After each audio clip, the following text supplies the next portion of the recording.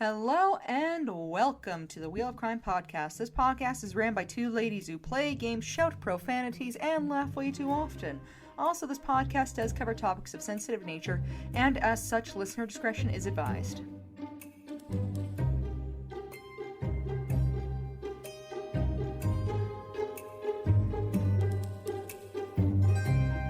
Hello, and welcome back to the Wheel of Crime podcast. This is Jen, and you are listening to Jazz Hour with Jen and M. Some tunes to cleanse your soul. Get ready for some easy listening. So what have you been up to this last week, Jen? Has work still been jumping down your throat every single day? A little bit. Yes, I feel like time is going by very quickly all of a sudden. It loves to drag its little feetsies when I don't want it to, and then the next thing I know, I look at the calendar and I'm like, ah! So, that's cool. Yeah, what happened? I know, I'm trying... I think I said this last summer too, so listeners who, if you've been with us for that long, don't yell at me. I know, I say this every year.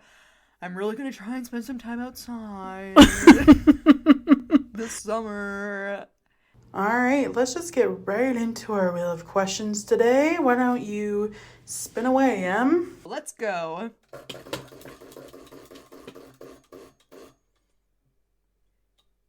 What are your thoughts on owls? Yeah, they're really cool. I love a big bird, honestly. I'm a fan. Not a huge fan of the 2014 version of them. I'm glad we've moved on from that as a society. I don't know. I feel like owls is a weird thing to talk about sometimes with people because you either get people being like, oh, I hate them. They were everywhere in 2014, which that's valid. Like the giant owl necklaces people used to wear. Yeah, the owls didn't do nothing. Or, I don't know. I've always really liked them. I think they're really neat. I think they're really pretty, too. Like, I love when you get the opportunity to see one. I was actually driving this last winter, and it was not quite dark out yet, but it was, like, sunset-ish. And I saw a owl flying over my vehicle, and it was so nice to look at. But it don't make a sound. You don't hear anything if you're outside at night and an owl's flying around, which is cool. That is really cool. Honestly, yeah, I agree with you. They're very neat, and I like them. I will say too, owls though are kind of neat. Where that's why I was like, it depends on who you talk to, because also there's a lot of cultures, I guess, that see owls as like a symbol of like death or like a bad omen. Ooh, yeah, that's a good point. Right? I know. I'm like, for me, definitely wisdom, even like protection, because they're like what, hunting mice and other things outside of your home or wherever all the time. Yeah, 100%. Right? Like I'm like, I don't like, does that mean the mouse dies? Yeah. So I guess, but not me though. And then watch me get picked up by a giant owl one day, and then I'm gonna eat my fucking words. But for now, honestly, that'd be a major slay. I would love that for you. Oh yeah, I think that's for sure one of my top 5 ways to go, like if I had a choice. Honestly, same. Is to be picked up, eaten, and then barfed up by a giant owl. Again, a major slay. Major slay. Alright, should we move on to our next question? Yes, spin away. What's your favorite Nintendo game?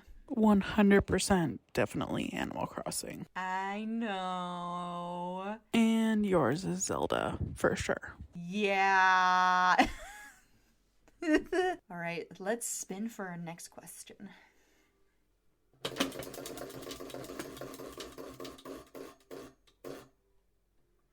What natural event would you consider to be almost supernatural? That's a tough one. Maybe like twin tornadoes or something like that. I think they're called, I might be talking about something else, but I'm pretty sure what you're talking about is called a dead man walking tornado, where they kind of like feed off each other, but they're also spinning around each other, and it looks like a pair of legs walking across the landscape, but it's just 2 tornadoes. Yeah, that's hella spooky. I know, I'm very scared of tornadoes. Which is probably not super great for where I live, but I'm going to choose to ignore that part. And then I think if I had to pick like something just off the top of my head that I feel like is almost supernatural, I kind of want to say hurricanes. Because when you hear people talk about like what happens before a hurricane, it's like a lot of not even like rain or stuff like that. Like I feel like that would at least like prepare you for what's about to happen, but it's just like the water, right, receding from the shore and like, you know, winds and stuff like that. And I'm like, yeah, that's freaky. I don't like that. Actually, give the ocean its water back. We don't need to be doing all of that. Yeah, we don't want the ocean on the land. Yeah, you see the shoreline? That's where the water's supposed to be. You had one job. Yeah, exactly. One job. Right? Get it out of here. Absolutely not. Yeah, the ocean needs to just go back home and leave us alone. Like, it's way too spooky for me. All right. So, I guess caveat for today's episode. I did the best I could. This is going to be a very short episode today, but I also couldn't not share it either. So, I'll give my description for you, and then you can tell me if you've heard of this before. Probably not. No. But you do surprise me sometimes, so. I guess we shall see. The Flatwoods Monster, also known as the Braxton County Monster, Braxy, or the Phantom of Flatwoods, in West Virginia folklore, is a creature reported to have been sighted in the town of Flatwoods in Braxton County, West Virginia, United States on September 12, 1952, after a bright light crossed the night sky. Investigators now suggest the light was either a meteor or the creature was a barn owl perched in a tree with shadows making it appear to be a large humanoid. Just so you have an idea of what this thing looks like. That is quite the description. Alright, well, I'm going to get into my story here, and then we'll do what we normally do when I cover cryptids and hash it out at the end to see what we think. Alright, take it away, Em. So, at 7:15 p.m. on September 12th, 1952, two brothers, Edward and Fred May, and their friend Tommy Heyer, said that they saw a bright object cross the sky and land on the property of local farmer G. Bailey Fisher. The boys went to the home of Kathleen May, where they told their story. May, accompanied by the three boys, local children Neil Newley and Ronnie Shaver, and West Virginia National Guardsman Eugene Lemon, went to the Fisher farm in an effort to locate whatever it was that Edward and Fred had claimed to see. The group reached the top of the hill, where Newley said they all saw a pulsing red light. Lemon said he aimed a flashlight in that direction and momentarily saw a tall, man-like figure with a round red face surrounded by a pointed hood-like shape. So then, descriptions varied, and in an article for Fate magazine based on his tape-recorded interviews, UFO writer Gray Barker described the figure as approximately 10 feet or 3 meters tall, with a round blood-red face, a large pointed hood-like shape around the face, eye-like shapes which emitted a greenish-orange light, and a dark black or green body. May described the figure as having small, claw-like hands, clothing like folds, and a head that resembled the ace of spades. According to the story, when the figure made a hissing sound and glided towards the group, Lemon screamed and dropped his flashlight, causing the group to run away. Which, not saying it's meant to be, but I do feel like in this situation, of course it'd be the person named Lemon who reacts first. I would honestly expect nothing less.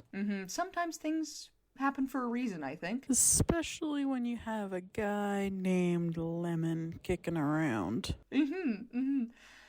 So then, the group said that they smelled a pungent mist, and some later said that they were nauseated. Ew. Yeah, right?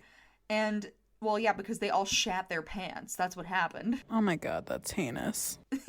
Yeah, I was like, yeah, pungent, smelling something pungent. Oh, I am probably. Yeah, that is unheard of. Oh, man. So then, the local sheriff and a deputy had been investigating reports of a crashed aircraft in the area, and they searched the site of the reported monster but saw, heard, and smelled nothing. According to Barker's account, the next day, A. Lee Stewart Jr. of Braxton, Democrat, claimed to have discovered skid marks in the field and an odd gummy deposit, which were subsequently attributed by UFO enthusiast groups as evidence of a saucer landing. And according to former news editor Holt Byrne, newspaper stories were carried through the country Radio broadcasts were carried on large networks, and hundreds of phone calls were received from all parts of the country. The National Press Services rated the story number 11 for the year, and a minister from Brooklyn came to question the May family. A Pittsburgh paper sent to a special reporter. UFO and Fortean writers like Gray Barker and Ivan T. Sanderson then arrived to investigate. So they found what they said was like evidence of a UFO landing, because like grazing the ground basically to gouge out the earth on its travel, I guess. That's an interesting conclusion to come to. Oh, I know. Well, because it follows immediately after me talking about a pungent mist, and it's like, yeah, so he shat his bridges. Like, obviously. And that's why they found skid marks. Ooh, that which helps nothing. Alright, so you're probably wondering, in what on earth could this possibly be? Well, I have some potential explanations just for you. Wow, whatever could they be? So after investigating the case in the year 2000, I know, 25 years ago, goddamn, Joe Nickell of the Committee for Skeptical Inquiry concluded that the bright light in the sky reported by the witnesses on September 12th was most likely a meteor, and that the pulsing red light was likely an aircraft navigation or hazard beacon, and that the creature described by the witnesses closely resembles an owl. Nickell suggested that the witnesses' perceptions were distorted by their heightened sense of anxiety, and Nichols' conclusions are shared by a number of other investigators, including those of the Air Force. The night of September 12th sighting, a meteor had been observed across 3 states, Maryland, Pennsylvania, and West Virginia. According to Nickell, 3 flashing red aircraft beacons were also visible from the area of the sightings, which could also account for the descriptions of a pulsing red light and a red tint on the face of the supposed monster. Nickell concluded that the shape, movement, and sounds reported by the witnesses were also consistent with the silhouette, flight pattern, and call of a startled barn owl perched on a tree limb, leading researchers to conclude that the foliage beneath the owl may have also contributed to creating the illusion of the lower portions of the creature, which was also described as like being a pleated green skirt.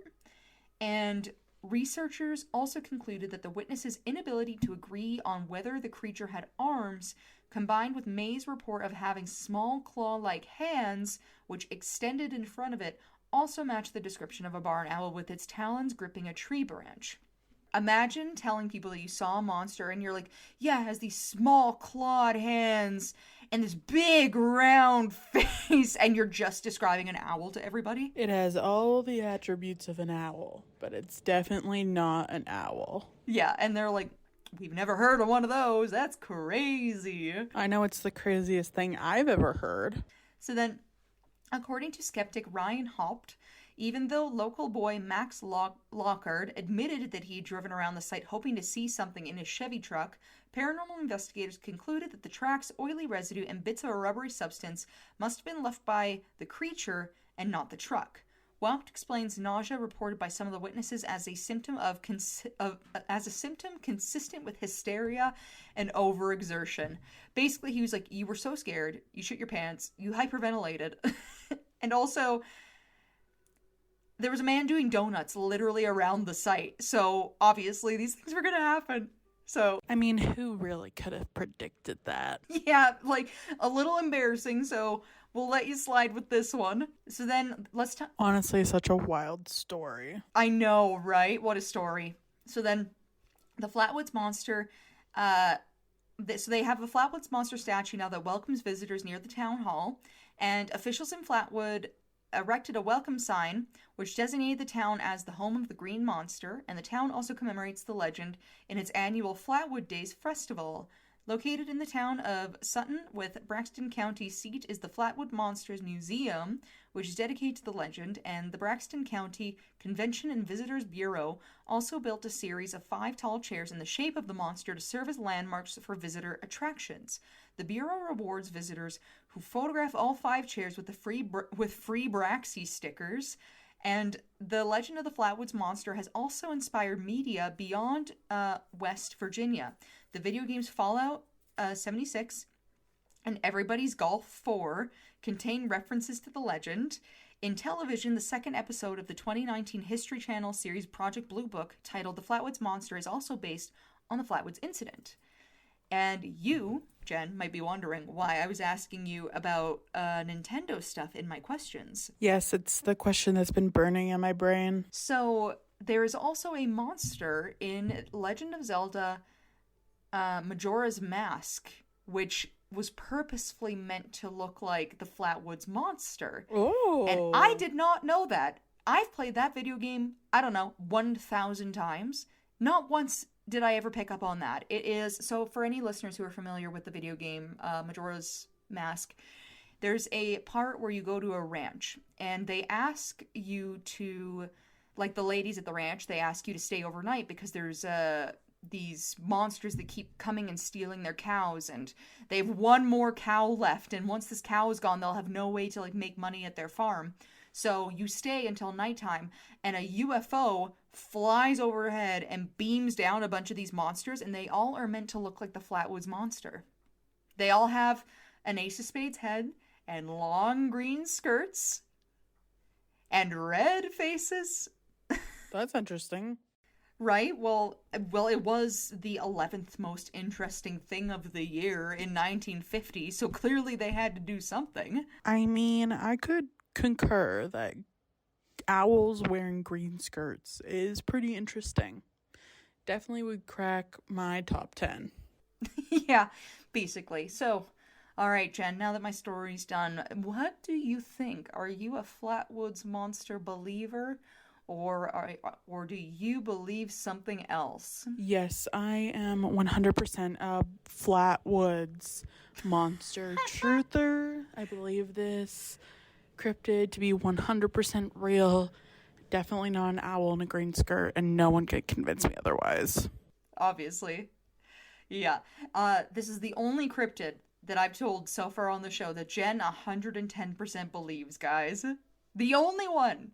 I've covered so many, and this is the only one she believes in. There's just too many truck skid marks to dispute it. And also, I think Mr. Lemon believes in this, and I can't dispute anything a man named Lemon says. It's true, and he knows everything, last I checked. I'm gonna be a disbeliever on this one, I think. I can say with certainty...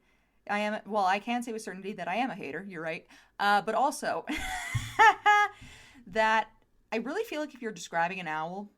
It's probably an owl. I feel pretty confident saying that. And then, and then also, if 3 different states all said, yeah, we saw a meteorite flying that same night, and you describe a meteor, and you're like, nah, it's a UFO. I'm also gonna probably think that it's a meteor. I'm just gonna throw that one out there too. A killer meteor, perhaps. Dun dun dun. Dun dun dun.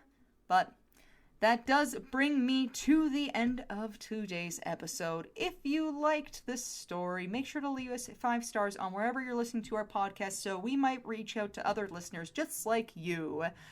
And if you want to check us out on our website, it is... poor souls. We have our website, which is www.wheelofcrime.com if you want to check us out on there. If you would like to donate to the show, we do have a Patreon, which is Wheel of Crime at Patreon. We also have our social media, which is Facebook, X, Instagram, and TikTok, all at Wheel of Crime. And we have our email. I think I didn't say email. No, I didn't. Which is wheelofcrime@gmail.com. And lastly, if you listened to today's episode and you were like, I've seen the Flatwoods Monster, it's my cousin, you can write in and tell us all about it on our listener story forum. If your grandpa also invented the Flatwoods Monster, please submit your story and you tell us everything, and you can get your next feature or potential feature on our next listener episode, which we will have a couple coming up here probably in the summertime / fall area, as we usually do year to year, so you still have time to submit your stories if you would like for us to share yours on the show. Yes, in the next couple of weeks here. All right, guys, you heard it from Jen. You got time. You have that much time. So, write in, get it in there, and I think that we're pretty much good. Yes, that's it. That's all. We'll see you next week for another new episode. Okay, bye. Bye.